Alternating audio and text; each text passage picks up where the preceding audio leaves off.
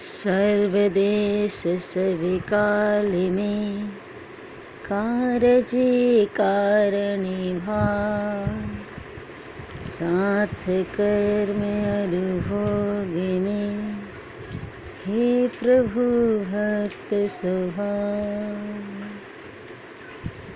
विनय करो बाणी बसो, चिंतन चेत में वास, सुरति निरति सुमिरन करे हे प्रभु अंतरवास। कर्म करे रहे निह कर्मी, ऐसी योग भेद बतावे, सद्गुरु संत कहावे, सद्गुरु संत कहावे। सद्गुरुदेव की जय। स्वरवेद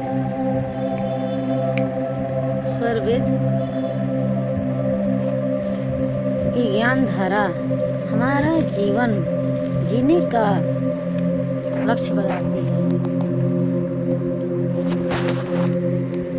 स्वरवेद की ज्ञान धारा हमारे यानी मानव जाति जीने का लक्ष्य बताती है। वास्तव में मैं कौन हूँ, इसकी परिचय अंतर आत्मा में अनुभव कराती है। स्वरवेद से हमें ज्ञान प्राप्त होता है जो मानव का होना चाहिए। इस भाग दौड़ की जीवन यानी हम सुबह से लेकर शाम तक इतने काम में व्यस्त है कि हमें पता नहीं चलता कि बचपन कब खोया, जवानी कब निकल गया, बुढ़ापा आया ये भी निकल गया और हमें मृत्यु तक पहुंचा दिया और हमें पता भी नहीं चला। हमें जब हम जन्म लिए हैं तो मृत्यु भी आवश्यक है। मृत्यु होता ही है, मृत्यु होना ही है। लेकिन हम मरकर भी क्या मरना नहीं, मरकर भी क्या मरना नहीं, यह शब्द जो है बहुत सद्भारी है। मरकर फिर मरना नहीं, यह क्या शब्द है? यह शब्द जो है हमारे जीवन मृत्यु चक्र से छुड़ाने वाली शब्द है।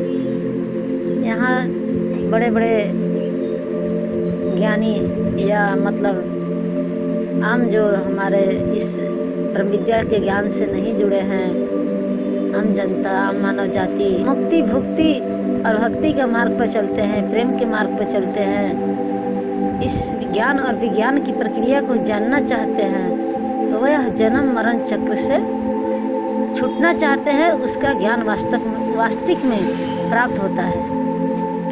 यह स्वरवेद से हमें ज्ञान मिलता है जो वास्तविक ज्ञान होता है मानव जीवन का। मानव जीवन हमें क्या है, हम कौन है, हमें अपने आप से परिचय नहीं होता। कभी हमने जाना नहीं। किसी ने पूछा कि आपका नाम क्या है, तो किसी ने कहा मेरा नाम राम है, किसी ने कहा मेरा नाम रहीम है, तो किसी ने कहा मेरा नाम उमेश है, तो किसी ने रमेश, किसी ने सीता गीता, कुछ भी कहा, अपने नाम को परिचय दिया। लेकिन क्या हमारा नाम यही है? यह हमारा नाम जो है वास्तविक में पार्थिव शरीर का है। लेकिन मैं कौन हूँ इसका परिचय जानना यह अनुभव का विषय है। यह जो स्वरवेद की ज्ञान धारा है, यह जो परिचय है, तो यह वास्तव में ज्ञान बतलाती है। और वह अनुभव में उतारने के लिए यह मेडिटेशन की ज़रूरत पड़ती है, ध्यान करना पड़ता है, साधना करनी पड़ती है, और इसके लिए सेवा सत्संग जरूरी होता है। और ऐसे ब्रह्म विद्या जो सद्गुरु होते हैं उनके शरण में रहकर यह ज्ञान सीखी जाती है। सर्वप्रथम सर्ववेद की स्वाध्याय, सर्ववेद की पाठ, सर्ववेद की ज्ञान धारा को पढ़कर अपने में उतारना जीवन का मानव का लक्ष्य होता है।